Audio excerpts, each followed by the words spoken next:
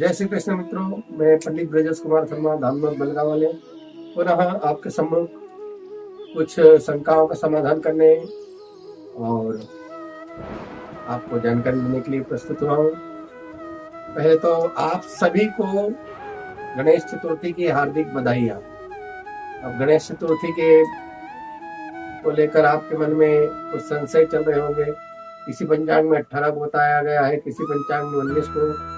जहाँ तक मैं महाकाल पंचांग लेके बैठा हूँ अपने पास, इसलिए मैंने कहा महाकाल में 18 तारीख को बताई गई है और निर्णय सागर, निर्णय सिंधु, सिद्ध विजय इन पंचांगों में 19 को बताई गई। हमारे जिनी गुरुदेव दिलीप जी सोनी वो भी एक पंचांग निकालते हैं जो नर्मदा पाठशाला के संस्कृत विद्यापीठ चलाते हैं। उनका भी एक पर्चा निकलता है, उनके भी एक पंचांग निकलता है, उसमें भी 19 तारीख को बताया गया है। और खरगोन से भी एक पर्चा निकलता है, उसमें भी 19 तारीख को बताया गया है। और बड़वानी से एक पर्चा निकलता है, उसमें भी 19 तारीख को बताया गया है।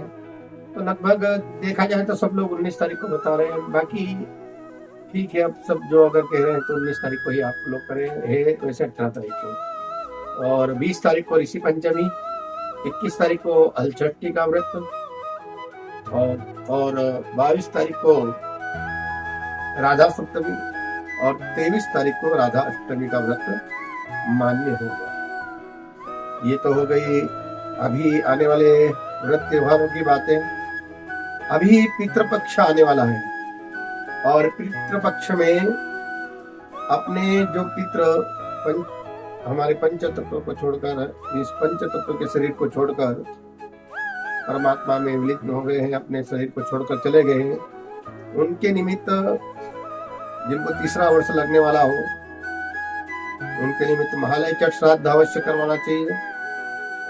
और जिनके 3 वर्ष पूर्ण हो गए हो और महालय चट श्राद्ध कर चुके हो तो उन्होंने अपने पितरों के निमित्त तर्पण करवाना चाहिए, वस्त्रदान, अन्न का दान, जूते, खड़ाऊ, छाता, दंड, कमंडल, पंचपात्र तांबे के बताए गए हैं उसमें, या पीतल के, या फिर नहीं बने तो स्टील के, उनका आसन, उनका कंबल आदि बहुत सारी चीजें उनके निमित्त दान करनी चाहिए। एक ब्राह्मण के द्वारा इस तर्पण को करवाया जाना चाहिए और एक पितर के निमित्त 3 ब्राह्मणों को भोजन करवाना चाहिए।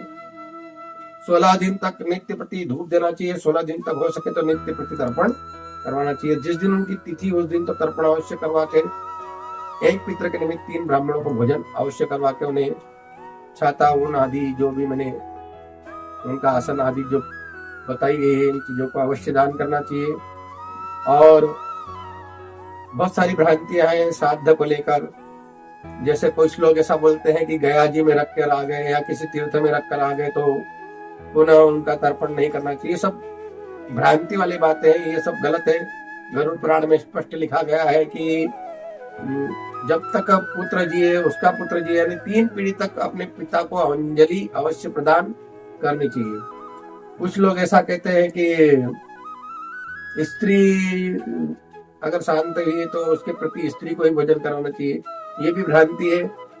गरुड़ पुराण में यहाँ पे भी स्पष्ट लिखा है कि ब्राह्मण भोजन के बिना भोजन मान्य नहीं होता है। ऐसा कर सकते हैं कि पहले ब्राह्मण भोजन करवा के फिर स्त्री को भोजन करवाया जाए। उसमें भी ऐसा बताया है कि किसी भी स्त्री को, लेकिन फिर भी मान्यता ऐसी मानी गई कि अगर कुंवारी कन्या गई है तो उसके निमित्त कुंवारी कन्या को, विधवा स्त्री गई है तो विधवा को, विवाहित स्त्री गई तो विवाहित को भोजन करवाना चाहिए।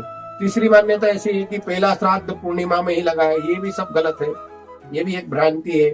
जिस तिथि में आपका परिजन शांत हुआ है उसी तिथि में उनका तर्पण, श्राद्ध, भोजन आदि उसी तिथि में, महालय चट श्राद्ध भी उसी तिथि में मान्य होगा। इस विषय पर भी बहुत सारे फोन आते मेरे पास। कल भी कम से कम 1 घंटा मेरे से बहस हुई इस विषय पर ये गलत है, ये ऐसा नहीं होना चाहिए। तो इसलिए अपने पितरों के निमित्त उसी तिथि पर श्राद्ध, तर्पण आदि करवाए। और पितृ पक्ष में सबसे विशेष बात यह है कि अपने पितरों को अगर पूर्ण रूप से शांति प्रदान करना चाहते हैं तो अपने घर में, चाहे वो किराए का ही क्यों नहीं हो या कैसा भी हो, अपना स्वयं का हो, किसी का भी हो, अपने घर में या घर के बाहर पंडाल लगाकर, मंदिर में, धर्मशाला में या किसी तीर्थ क्षेत्र में कहीं पर भी जाकर पितृपक्ष में अपने पितरों के लिए पितृ शांति हेतु श्रीमद् भागवत कथा या शिव महापुराण कथा, नर्मदा पुराण कथा, राम कथा या 18 पुराण में से कोई भी कथा आप अवश्य करवाएं। इसी से आपके पितरों को शांति प्राप्त होती है। ये पितृपक्ष में करवाने का बहुत ज्यादा महत्व बताया गया, तो इसके लिए ये भी अवश्य करवाना चाहिए। और आप लोग यदि इन सभी कार्यों को, यानी महालय, चट, श्राद्ध, तर्पण आदि कोई कर्म करवाना चाहते हैं, श्रीमद् भागवत की कथा या किसी भी प्रकार से शिव महापुराण कथा, नर्मदा पुराण कथा या 18 पुराण में पितरों के हेतु या और भी किसी हेतु करवाना चाहते हैं, तो आप मुझसे संपर्क साध सकते हैं। किसी भी प्रकार का यदि कोई आपको संशय है, कोई शंका है या आपके जीवन में कोई भी तन मन धन जीवन संबंधी कोई समस्या आ रही है, आप मुझसे सीधे संपर्क कर सकते हैं। मेरा पता पंचमुखी हनुमान मंदिर के पास, महेश्वर रोड, संजय नगर, धामनोद। मेरे मोबाइल नंबर जो लिखकर भी दिए जाएंगे, फिर भी मैं बोल देता हूँ, 8319046741, 9826959386। ये 2 नंबर है मेरे। इनसे आप कभी भी आप मुझसे चर्चा कर सकते हैं, मुझसे बात कर सकते हैं और किसी भी प्रकार के अपने जीवन में आने वाले समस्याओं का समाधान मुझसे प्राप्त कर सकते हैं। जय श्री कृष्ण।